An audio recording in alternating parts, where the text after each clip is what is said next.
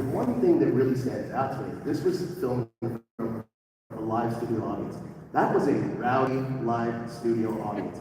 Rowdy and before metal detectors. Now, if you go to a live show, there's metal detectors to get you in. So we each one of the four of us, well, Christina and I for sure, we would have guards following us home to make sure that we got home okay. The audience was so rowdy. Not that we were in danger, but there was just mass love for the Bundys. As the show went on, maybe danger, might be danger. I don't know. I feel like as the show went on, the crowd just got out. Crazy. They were absolutely. It was wonderful. I mean, it was really enthusiastic, but at times a little bit aggressive. Now, working on such a long-run show, there has been a lot of shenanigans on set. Can you share any fun memories or pranks that still stay with you and bring a smile to your face now? You know, I can't say specifically. All I can say is that job, I laughed every single day I went to work. Ed O'Neill was so funny on and off camera. Just the whole group of people were just so wonderfully funny and irreverent. And, you know, so it was, I can't think of one specific thing, but it was, the one episode I do remember is when we killed Santa Claus and he kind of went behind the couch and fell out of the chimney. And the four of us are on the couch just biting our cheeks because we just could not stop laughing. And it's supposed to be we don't even see him, but it was just very, very funny.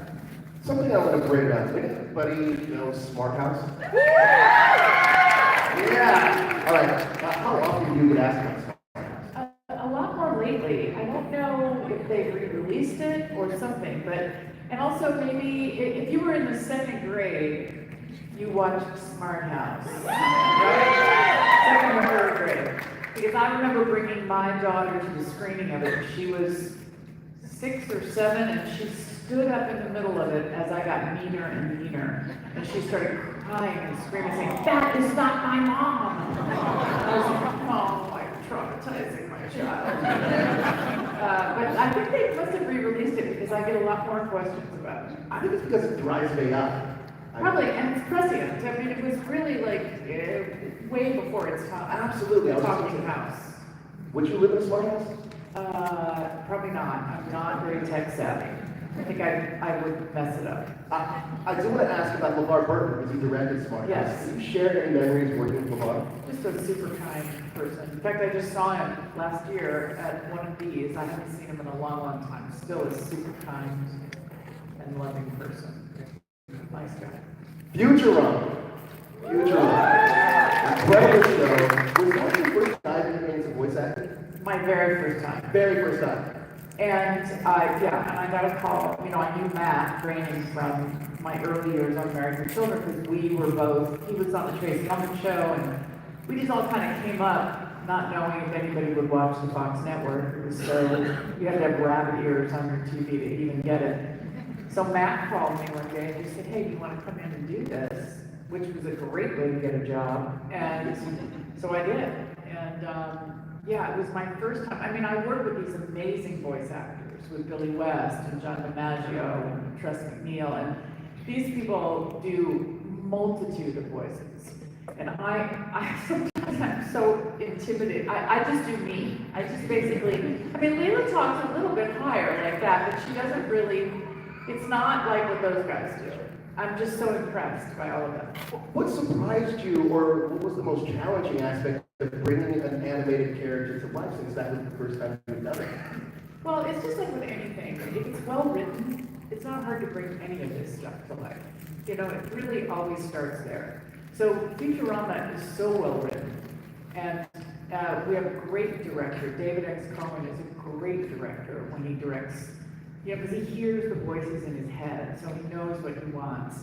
So it's different. It's definitely different because you're not using your physicality. But me, I am. I'm in my chair, you know, doing all kinds of things as Leela. Now, Futurama is known for its whole futuristic tech. If you could design a gadget or a piece of technology for Leela, what would that be? A consistent boyfriend. She's a lonely little alien. She does love Fry, but you know, it kind of goes on and off. I want to talk about Sons of Anarchy. Gemma was amazing on that show. Your performance was amazing on that show. Can you talk about how you kind of immersed yourself in the culture of the club? Well, my husband, Rick Sutter, he wrote Sons of Anarchy, and what's so good about his writing is the attention to detail. So he did a deep dive into the culture. And when he wrote Gemma, there's not a lot of information about the matriarchs in that community. It's a much more male-dominated world. So I did do some reading. I hung out with Senator Barger's wife a little bit, Z. And, and a lot of it was creative license. Like I just kind of took the prototype of any kind of matriarch that is sort of the woman behind the man, even like a Hillary Clinton or somebody like that she was a really powerful energy force behind the club. So I did as much research as I could. There wasn't a lot of time, actually. Really? Yeah, there wasn't as much time except about the men. How do you think the role of Gemma kind of, I don't know if it's say change, but what did you learn from the role that you were able to take with you? Well, a lot of what not to do. What I loved about Gemma was all her instincts were completely correct. She was all about her family, and she was going to do whatever it took to protect and watch after them. And I do agree with all of that. So but the ways and means. I mean, she's an outlaw. They were outlaws. So it's just a different headspace. I understand the protection of your community, because in that community, your whole group is your family. You are not just your blood family. So there's a sense, which is lovely, which is a sense of protection of everybody within the club and their extended families. So I don't know what I took away from it. I have a pretty strong motherly instinct myself, but I would, I just, even though she did a lot of bad stuff, I just thought she was a great girl. I did. I liked her. Are there parts of that character that still resonate with you? Meaning in my life? Yeah. Well, I'm very protective of my children. You don't want to cross my kids. And I understand, and my husband. I'm definitely a protective mama bear type. So, yeah, that definitely carries through my life. Another role that I really, really loved you in was Helen from Lost. Oh, yeah. It was fantastic. Can you talk about working on that show, especially since it was such a mystery box show, working with Rick Terry O'Quinn? Yeah. Well, first of all, I can tell you that it was hard to get that job because I'd been on American Children and known as a comedian for 11 years. So, the blessing and the curse of having a show on that long is it's hard for people to see you in a different way. So casting people, producers, when they gave me the script for Lost, I remember they brought me in 2 or 3 times to make sure that it wasn't Peg Bundy going to come walking in the room.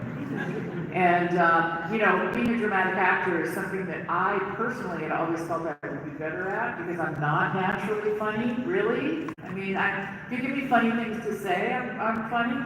But, so I really had to fight for that role. And, when I finally got Terry Quinn was amazing. Brought his guitar to work every day, plays acoustic guitar off to the side. Just a super chill dude, like in the great way. Not all about himself, not a big ego, just really great. And then, that whole world. I mean, my bits were just with Terry, basically. Yeah. But I loved that show. I thought it was great, so I was thrilled to be a part of it. Did you know the trajectory of Terry's character or your character and how it was going to progress throughout the course of the series? Not really. They didn't tell you much. Really? It was very secretive because I'm sure that, they didn't want anybody to know what was really happening. So no, you kind of play it like with what you've got. You get a little bit of history. You get a little bit about what might be coming, but no, not much. Interesting. Can we talk about your podcast? Sure. Pi, anybody listen to Pi? If you don't, download it. It's an incredible show. It's me and my husband. Yeah, you and Kurt did in this our show. house. Let's talk about the acronym for a second, because PI stands for People, Influences, and Experiences. How did you guys come up with the concept and idea for the show? well, of course, my husband mostly. We wanted to talk to people not about what they do so much as by sort of where they come from. And so their family lives, you know, we're parents, we're married, so we like to talk to people about where they come from, how they parent, if it's influenced them, in what ways. And you know, the truth is we don't do any research because we're too lazy. So we like to have people come in that we don't know a lot about. And so it's a sincere conversation and we're very curious about them. So yeah, it's been really fun. We toyed with the idea for a long time and then now we just do it at our house. It's very comfortable. And here's the key. The other part of it, the reason it's called pies, the last segment is that everybody has to tell us their favorite pie. And they have to tell us the history of why, you know, because everybody has some sort of childhood something about a piece of pie, a piece of cake. You know, a few people don't like pies, so they bring something else. But then we talk about that. We get into that too. But it's really fun. You know, well, what's your favorite pie? My favorite pie would have to be cherry pie. Good answer. I think I'm a key lime. You're a key, if it's a good key lime, I get you. Right. Yeah. So I want to talk about this. How have you and your husband kind of discovered collaborating with each other, discovered new facets of each other while working on projects? Well, we've worked together before, had to work out some kinks on Sons. Few kinks meaning like I would ask too many questions. At home, you know, we had to really learn. I mean, the good part for us is we have 3 children. So if you're a parent, you know that once you walk in the door, you don't really talk about work that much. There's a lot of other things going on. So that just naturally gave us a better balance. But both of us were so enthusiastic at the beginning of that project that there was, like, we were hyper-focused whenever we could be, and we had to just find a balance with that. With Pi, we're just very casual about it. We like to work together, and we like to talk to each other, which, you know, if you've been in a long-term marriage, unless you have your planned out date nights, which I don't know how many people actually do that, but, you know, it gives us an opportunity. We have that hour and a half, whatever, to kind of really chat with each other and with somebody else, and it's been really, really fun. Not that we don't talk at other times, but it feels like a more concentrated time when we have together. I like when you said planned out date night. Her in the front row, she's like, no, Yeah, doesn't happen. right? Try, right? With Pi, how has hosting Pi influenced your own career and personal life? How has it influenced my life? Not so much, really. I mean, I'm just having you know, there's a place in my life where I really liked, there's things I really enjoy doing, and that's kind of what I want to do. So I really enjoy doing it. We're both pretty reclusive, Kurt and I, so it's been a really nice opportunity to actually meet people that we're interested in, and so that's been great for us, just to have that energy around. Sure. So I would say that. That's awesome. You up for a fun little game? I guess. It's pretty easy. Okay. So I'm gonna explain the game. It's audience participation too, so it'll be fun for you guys. So this is called This or That Showdown, where I'm gonna ask you a series of this or that questions. After you answer, I'm gonna ask you guys what you would choose, but hopefully you can give us a fun little story of why you chose the answer. Okay. It's pretty easy. All right, so this or that: arm wrestling Peggy Bundy or Gemma Teller? Good. You mean choose one of those? Choose one. Who would you rather arm wrestle, Peggy or Gemma? Peggy. Peggy. Audience? And I'm assuming that's a pretty easy choice. I would not want to wrestle Gemma. Gemma might shoot you. Exactly. Leather jacket or leopard print? Leather jacket. Leopard print. Ooh, that was a little bit mixed. Yeah, I heard that. I'm going to assume that the leather jacket is probably more comfortable. More comfortable, and you know, I wear them in my own life. So, yes, leather jacket. Live action rules or voice acting? Live action, for sure. Live action. I mean, I just did. Does anybody here know about One Piece? So I just did the second live action season of One Piece. I just finished shooting it. I played Dr. Correa. Yes. And if you haven't watched live action One Piece. You have to watch it. It's on Netflix. And I saw it by accident. I didn't even, we were just scrolling around and there it was. I was not familiar with the manga. And like within a month, my agents called me and said, hey, we got this offer for you to be on this show called One Piece. We're not sure what it is. And I was like, are you freaking kidding me? Are you, you know, so I just got back from South Africa. I was there for about 3 months. And I'm just so excited about it. So I hope everybody will watch the second season. Coming out this year. I'm so happy you brought that up. I just talked to Joe Mandello last week about this. He's on it too. He's on it too, and he was really, really excited about his character. Except I think they're setting him up for the third season. I do believe he came in for the second season, sort of towards the end, because I think he's the big arch villain in this third season. I'm not sure if all the manga people will know his character. I don't know the names of everybody. There's a billion people. Yeah, it's a long running anime. Yes. Best anime. But the live action series, I watched it twice. Isn't it great? So good. I know. And So good. it's good for kids. It's good for adults. It's just got the best message. It's great. Yeah, the tone of the show is fantastic. The next one is me. Having lunch with Leela or Peggy? Probably Peggy. I think she's a lot more. Peggy. Yeah, I think I like Peggy. Leela's a little bit sad. I mean, she's trying to be happy, and she's a good boss, but you know, she's got a little sad life, really. Singing on stage or acting on screen? Oh, it's tough. When I first started out, it would have been singing for sure, because I come from that, and I sort of more or less fell into acting, but I had spent years as a singer. So, but now that I feel like I know what I'm doing as an actor, you know, I sort of learned on the job. I really enjoy them both. I'm going to say both. We're going to let you have it. Absolutely. What would you say? Singing on stage?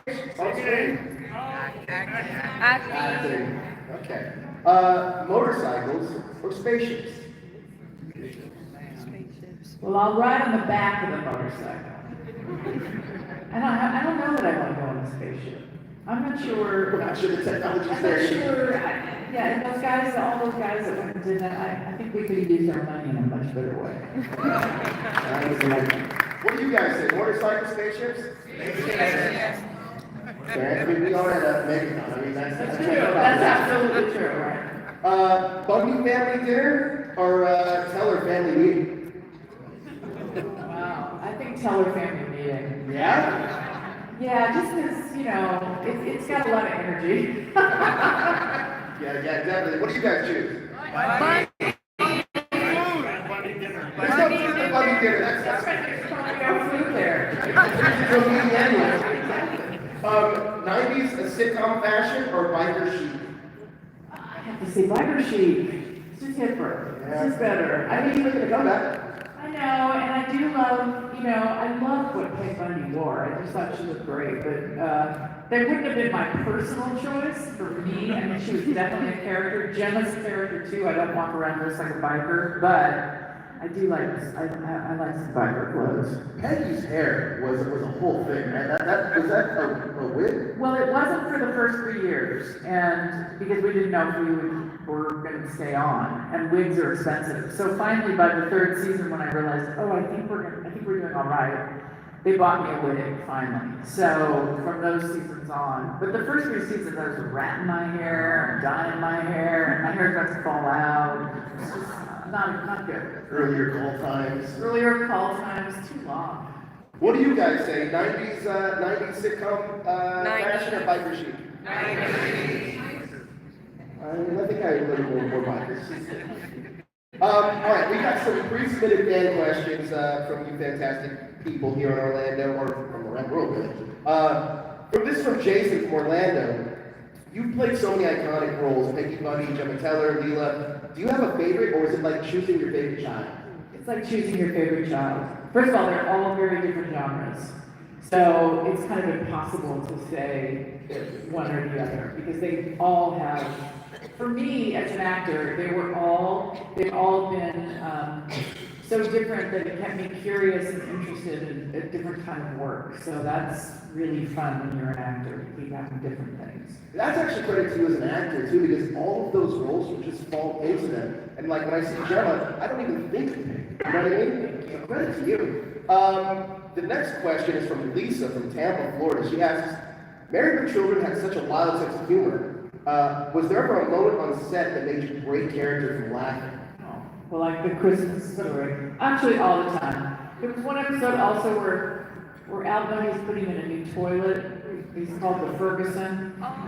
And there was some really funny stuff. It was funny every week. I mean, it was just always, it was hard to keep your straight face. Incredible. Chris from Miami, Florida. You've done a lot of voice acting. What's been the biggest difference between voice acting characters like Leela and playing live action characters? No hair and makeup, you can basically go in your pajamas. That's really nice. Must be, right? Show up, just get Show up. Yeah. Vanessa from Jacksonville, Florida asks, Gemma from Sons of Anarchy was such a powerhouse. Was there a particular scene that was the hardest or most emotional to film? Yeah, there were a couple. Definitely the killing of Tara was a very emotional day, because then I do believe Jax comes in right after that. So we were all there. And it was, when you do a show for any number of years, you become very attached to everybody. And so we knew we were acting, but it was still hardcore. It was just really tough. And then the bit when Jax takes out his mom. I mean, that was, Charlie and I were both in tears, and understanding that was where the story needed to go. I mean, we were just telling a story, but it was all really emotional. Are there any characters still that you feel like you would still like to explore different facets of them that you didn't get a chance to? I don't think so. I think Peg was definitely buttoned up. I think, it might be interesting to see Al and Peg as grandparents. I don't know. Maybe not. And then I felt like the Gemma arc was really told well. I felt like that whole situation, that whole story, got a good period at the end of the sentence. I think there should be a Married with Children reunion special. They talk about it all the time. Did you guys talk about it amongst each other? Well, we have, and then there is some sort of animated version that has been being pitched, but I've just given up. Like every year, somebody says, "Let's do it again," and then there's some, either one of the creators gets involved. Something happens that I don't really understand, and so we haven't been able to do that. Interesting. All right. So you played so many tough, no-nonsense women. What's a role or genre that you haven't done that you'd like to try? I would love to play somebody sort of vulnerable and fragile. I would love to play somebody that isn't the badass. And I think that if personally, I feel like I do have that about me. So, I would love to explore something like that. I feel like we scratched the surface with that a little bit with Helen from Lost. A little bit, yep. She had some fragility about her, absolutely. Yeah, and even, the thing I did on Shameless, she was not fragile at all, she was just insane. But somebody like that I think would be interesting to explore. I think with Lost, the finale, I think that Terry O'Quinn or John Locke should have been standing with Helen in that church. Yeah. That's my opinion. If you could bring back one of your past characters for a new spin-off, who would it be, and what would the show be about? As a spin-off? Yeah. That's from Ryan K. Alex. I don't know, a spin-off. There's talk about doing a prequel to Sons, which wouldn't be me, it would be a young Gemma probably. So I would be in it. What would I don't know. I don't really know that there is a spin-off. I don't know that, there's not the Peg Bundy show for sure. And Leela, we just keep going. So there's no spin-off there. Now, yeah, that's true. There's no spin-off there, it's going to go forever. With Peggy, Leela, and Gemma, what did you want to bring to those roles that wouldn't be on the page? Well, all those shows were really well written. So beyond the page, my job is just to interpret what's on the page.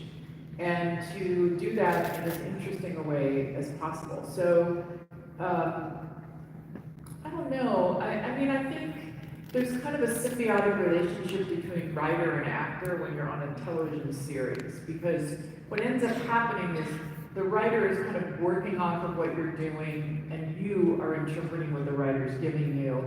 So there's kind of a back and forth. So hopefully I just bring honesty and truth to an imaginary situation. That's what my job is to tell a story in an imaginary circumstance, and to make it as real as possible.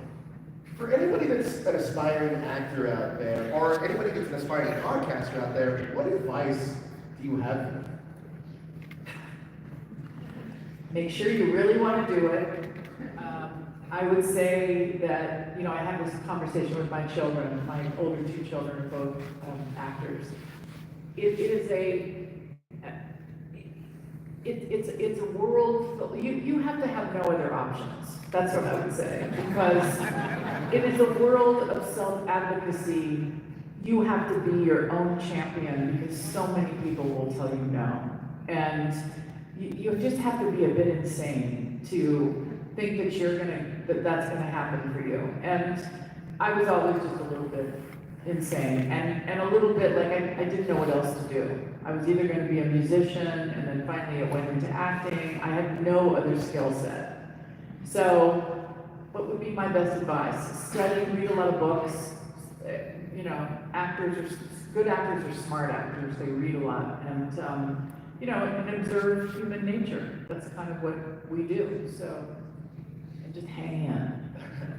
I loved your episode of Pod with Danny Trejo. It was fantastic.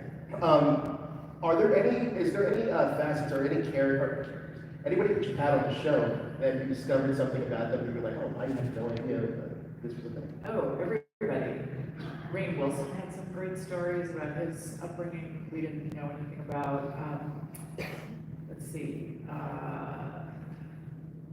Everybody that we've had on. That's what I mean. It's like we're not real celebrity-oriented people. We don't know a lot about people's backstories. So I can't think of one person that we haven't had on that we have learned something new about. Is there anybody that you haven't had on that you want on that's like a dream guest? Well, I would love to have Bill Nye, the science guy.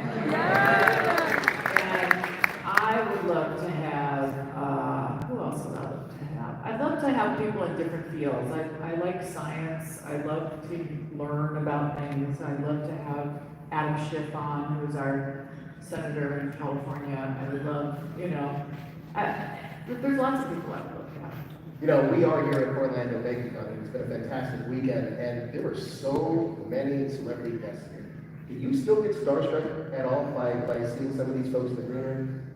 I saw Ron Howard walking by, and I thought, I'm going to go say hi to Ron Howard. I don't know Ron Howard, but I know Henry. And I just didn't. But, I was very, I love Ron Howard's work. So, is it starstruck? I don't know if it's starstruck just as much as I have a lot of respect and admiration for certain people. Now, I did miss one of these fan questions. You had this is from Dan from St. Petersburg, Florida. You have an amazing singing career too. If you could do a duet with any artist, living, past or present, who would it be and why? Maybe Steve Earle. I don't know if anybody knows who that is. Maybe John Hyatt. Maybe, let's see. Maybe, there's a million really great songwriters. I do love Casey Musgrave. I would love to, I just think she's great. I think she should have won the Best Country Album. Even though I love Beyonce, trust me, but I just, there's a lot of people. Look, Katey, you've been fantastic. Thank you so much for your time. Thank you. I would highly recommend it. Go meet Katey in her booth. Yeah, come to my booth. She'll answer any questions you have, I hope. Okay, sure. But thank you so much for coming out. All right, thanks, guys. Orlando, thank you so much for coming. We appreciate it.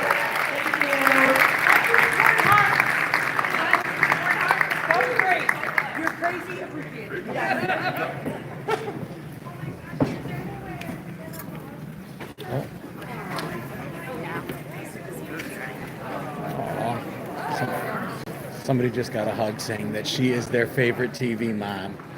That is the sweetest thing I've seen while I've been here. That is awesome. So I hope you guys appreciate it. That was tough to get a spot up front on that one. Didn't know I was going to be streaming these things live before I got here, so I apologize for the shakiness. I didn't bring anything that allows me to comfortably do that, so a lot of it is literally me holding the camera while you guys watch. So I enjoyed that. Didn't get as big a viewing live. Hopefully more people will watch this as it's posted. I love Katey Sagal. I mean, Married with Children, early Fox. I mean, how many of y'all remember early Fox? Like she mentioned it at the beginning of it, that Fox was an experiment, right? 3 networks, and then this hodgepodge of local affiliates that they grabbed together to make Fox. And what was it? It was just a bunch of programming. They threw anything at the wall, and like The Simpsons was one of those, and Married Children was one of those, and In Living Color. Lots of cool stuff. But absolutely remember Katey Sagal. Great TV mom. Broke the mold with that one. Keep watching. Later today we will have the Cobra Kai panel, so watch for that. I think it's around 2 p.m. Eastern time, and I will also stream live. God help my knees and my hands. See Angela in the house. Hey Angela, now that it's light. Kristen, Michelle, what's going on? Aesthetic Edition. How is everybody? Herman's Head Show. I remember Herman's Head. You know, kind of like the precursor. What is that cartoon that Disney made with all the emotions? I always thought that was a ripoff of Herman's Head. Shout out Ben. I am having a blast. I got to be honest, I'm a little tired. If you watch my Facebook page, you will see, oh God, probably no less than a couple dozen followers have come up to me while I've been here, which has been amazing. I love when y'all see me and say hi. It's fun. But it's early mornings and late nights, and my 21-year-old cannot keep up. She was supposed to do a lot of the filming with me, and she spent more time in the hotel sleeping than she has being my wingman. But that's 20-year-olds. I don't know, man. I don't know. At 21, you couldn't have stopped me. Someone get the man a large coffee. Michelle, that sounds awesome. Jody, appreciate that so much. I've never been able to get to these things. I probably wouldn't have been able to get to this one without this. You know, I'm grateful. I was blessed. They approved me for a press pass, which, dude, it's not me. This blows my mind. I never would have thought that 1.5 million followers, 40 million views a month. Wouldn't have thought that would ever be a thing, and you guys made it possible. So if bringing you guys along, I mean, hell, I bring you to work with me. This is kind of the same thing. Cobra Kai will be, I think, I could look. Just keep an eye out for it. I think it's at like 2:30. Not sure if Elizabeth Shu's sitting in on that panel, but Billy Zabka, William Zabka, is definitely one of the ones here, so I'm looking forward to that. Thank you, Kristen. Love you too. Katey Sagal is hot. Agreed. Hi. No worries. Listen, guys, what's that? Thank you, you too. Oh, thank you, Jody. Appreciate that. All right, y'all. I'm going to bump off the live. I'm going to share some more photos from followers. If you're here at MegaCon, say hi. If you're not, I'll see you next time I'm somewhere. Love you guys. Talk to you soon. Dude, I appreciate that, Shal. Stay rad, everybody.